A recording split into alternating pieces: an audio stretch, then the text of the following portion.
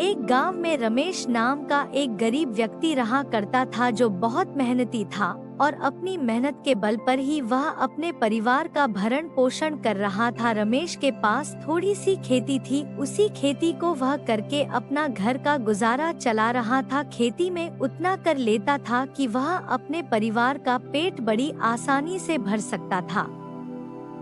और उसी गांव में एक अमीर शहजादा रहा करता था। शहजादे की पैतृक संपत्ति उसके पास थी, खेत खलियान संपत्तियां भी उसके पास में खूब सारी थी, बेशुमार धन दौलत सब कुछ था उसके पास। जितना बड़ा उसका खजाना था उतना ही छोटा उसका दिल था।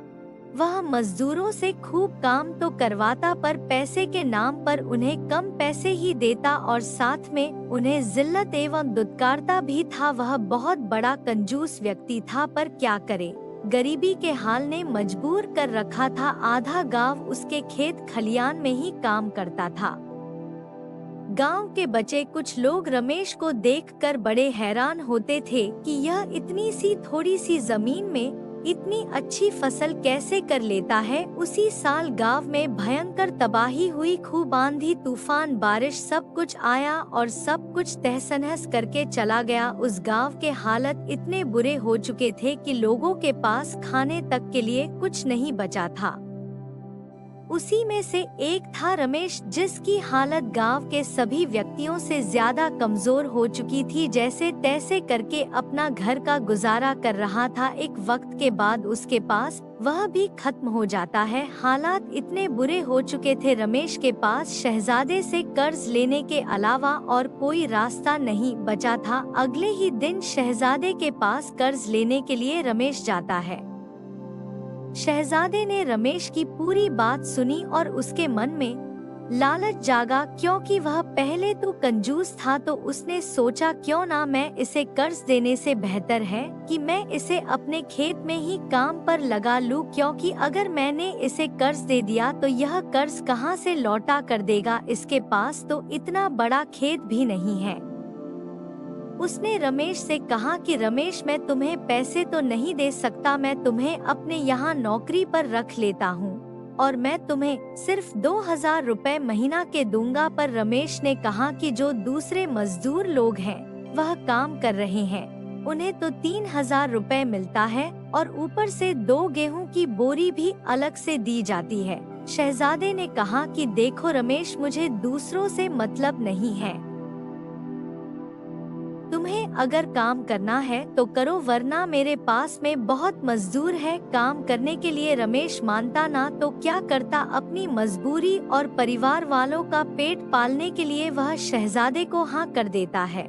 रमेश के जाने के बाद शहजादा बहुत ज्यादा खुश होता है और सोचता है कि अब मैं इससे खूब काम कराऊंगा, क्योंकि इसके किस्से मैंने सुने हैं और इसे ऊपर से पैसे भी कम देने पड़ेंगे, मुझे तो डबल फायदा होगा। अगले ही दिन से रमेश शहजादे के यहाँ पर नौकरी करने लगता है। रमेश खेतों में खूब मेहनत करता और उसकी मेहनत के बल पर उसने 6 महीने का काम सिर्फ और सिर्फ 4 महीने में खत्म कर दिया। जब यह बात शहजादे को पता चली तो बड़ा खुश हुआ, लेकिन उसके अंदर बेईमानी का ईमान डगमगा गया। उसने सोचा जब इसने मेरा काम 6 महीने का 4 महीने में कर दिया तो क्यों ना मैं 2 महीने के पैसे बचा लूं और मैं इसे मना कर देता हूं कि अब मुझे तेरी जरूरत नहीं है। जब तेरी जरूरत पड़ेगी तब मैं तुझे वापस अपने पास बुला लूंगा, पर अभी तू यहाँ से चला जा। जब रमेश अपने तनख्वाह लेने के लिए जाता है तो शहजादा उसे साफ साफ इनकार कर देता है कि रमेश, अब तुम कल से यहाँ मत आना, तुम्हारी अब मुझे कोई जरूरत नहीं। रमेश बेचारा शहजादे के खूब हाथ पैर जोड़ता है। वह कहता है कि मालिक, मुझे नौकरी से मत निकालो, मेरे बच्चे भूखे मर जाएंगे, मैं आपके सहारे ही तो हूँ। अब मैं कहाँ जाऊंगा, किसके पास जाऊंगा, किसके पास काम मांगने के लिए जाऊंगा। और इस गांव में आपके जितना धनवान व्यक्ति और कोई दूजा है भी तो नहीं। मालिक, मेरी गरीबी पर तो थोड़ा सा रहम खाइए। अगर मुझसे कोई गलती हो गई हो तो मुझे बता दीजिए या मुझे उसकी कोई सजा दे दीजिए, पर मुझे नौकरी से मत निकालिए। पर उस लालची शहजादे को अपने धनवान होने पर बड़ा घमंड था। उसने रमेश के आंसुओं पर बिल्कुल भी तरस नहीं खाया और उसे उल्टा दुत्कार कर भगा दिया और कहने लगा कि रमेश, अब तुम मुझे दोबारा यहाँ देख मत जाना। रमेश ने लाख मिन्नतें कि उसके पैर तक छू लिए पर उसका दिल जरा सा भी ना पिघला। रमेश बेचारा आंखों में आंसू लेकर चुपचाप अपने घर चला आया। पत्नी ने लाख समझाया, कोई बात नहीं, ऊपर वाला हमारी मदद करेगा, कोई करे या ना करे। पर रमेश ने कहा, नहीं, अभी मुझे जरूरत है। मैं कल फिर से शहजादे के पास जाऊंगा और उसे नौकरी की भीख मांग लूंगा। इस बार चाहे वह मुझे 1000, 15, 100 रुपए जो भी देगा, मैं वह ले लूंगा, क्योंकि मुझे अपने परिवार का पेट पालना है।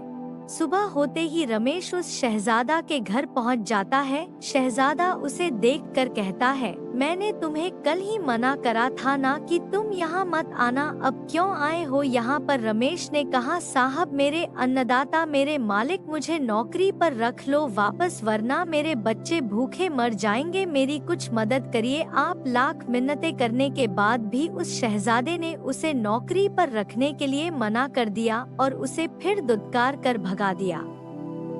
अगले ही दिन वापस वह रमेश उम्मीद में जाता है कि आज शहजादा मान जाएगा, आज तो मुझ पर कुछ तो दया दिखाएगा। पर रमेश ने जैसा सोचा वैसा नहीं हुआ। शहजादे ने उसे वापस बुरा भला बोलकर अपने दरवाजे से बाहर कर दिया और अब से यही रोज क्रम चल रहा था। लगभग 1 हफ्ता बीत चुका था पर रमेश की बातों का उस शहजादे पर कोई असर ही नहीं हो रहा था। जैसे ही यह बात गांव वालों को पता चली कि रमेश के साथ इतना अत्याचार हो रहा है, गांव में लोग बातें करने लगे कि हमारे गांव का शहजादा कितना बुरा इंसान है कि वह शहजादा उस गरीब इंसान की थोड़ी सी भी मदद नहीं कर सकता। क्या इतना नीचे गिर चुका है वह शहजादा। जब यह बात शहजादे को पता चले कि उसके बारे में कुछ बातें गांव में फैल रही हैं, उसकी चारों तरफ बुराइयां हो रही हैं, तो घबरा जाता है और सोचता है कि अब मैं क्या करूं। उसके मन में ख्याल आता है कि क्यों ना मैं 10 से 15 दिन के लिए अपने रिश्तेदार के वहां चला जाता हूं, तब रमेश यहाँ आना छोड़ देगा और मैं फिर वापस यहाँ आ जाऊंगा और तब तक यहाँ का पूरा माहौल ठंडा हो जाएगा। वह शहजादा रात होते ही अपने पूरे परिवार के साथ अपने रिश्तेदार के यहाँ चला जाता है। जब अगले दिन रमेश उसके घर पहुँचता है तो उसे कोई दिखाई नहीं देता। रमेश फिर भी उम्मीद लगाकर वहाँ बैठा रहता है कि शहजादा थोड़ी देर में आता ही होगा। वक्त तेजी के साथ भी जाता है। 10 से 15 दिन कब हो जाते हैं पता ही नहीं चलता और वह शहजादा लौटकर अपने घर आता है। जब वह शहजादा देखता है कि रमेश वहां उसे दिखाई नहीं देता है तो वह अंदर से बड़ा खुश होता है और सोचता है कि मेरी तरकीब काम आई, इस रमेश से मेरा पीछा छूटा। शहजादे को घर आकर देख कुछ मजदूर लोग शहजादा के पास आते हैं और कहते हैं कि मालिक, आपके जाने के कुछ दिनों के बाद ही आपके घर में कुछ लोग चोरी के इरादे से घुसने ही वाले थे, पर रमेश वहाँ हर रोज आपका इंतजार करता था और बैठा रहता था। उसकी नजर उन चोरों पर पड़ गई और उसने बिना अपनी जान की परवाह किए वह उन चोरों से अकेला ही भिड़ गया और उसने आपका पूरा घर लूटने से बचा लिया। पर हाँ, उस भिड़ंत में वह पूरी तरह से गंभीर घायल हो चुका है और वह अभी अस्पताल में भर्ती है। गांव वालों की बात सुनकर उस शहजादे का थोड़ा सा मन ठंडा पड़ गया। उसने सोचा कि मुझे रमेश से मिलना चाहिए।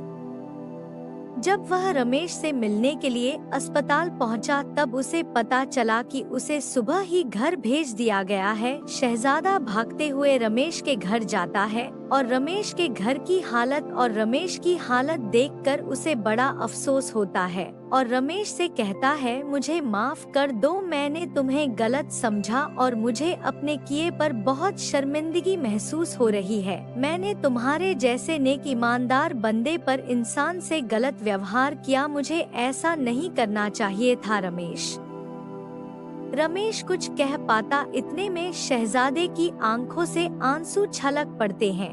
रमेश कहता है कि मालिक, आपने मेरे बारे में सोचा वही मेरे लिए काफी है। फिर वह शहजादा रमेश को अपने घर वापस नौकरी पर रख लेता है और उसके घर की हालत पूरी सही कर देता है और इस बार शहजादा रमेश को ज्यादा पैसे देता है। इससे रमेश की घर की हालत भी अच्छे हो जाते हैं और रमेश वापस अपना जीवन अच्छी तरह से जीने लगता है। यदि स्टोरी आपको अच्छी लगी हो तो प्लीज चैनल को सब्सक्राइब करते हैं और बेल आइकन को भी प्रेस कर दें ताकि आगे आने वाली वीडियो का नोटिफिकेशन सबसे पहले आपको मिल सके। धन्यवाद।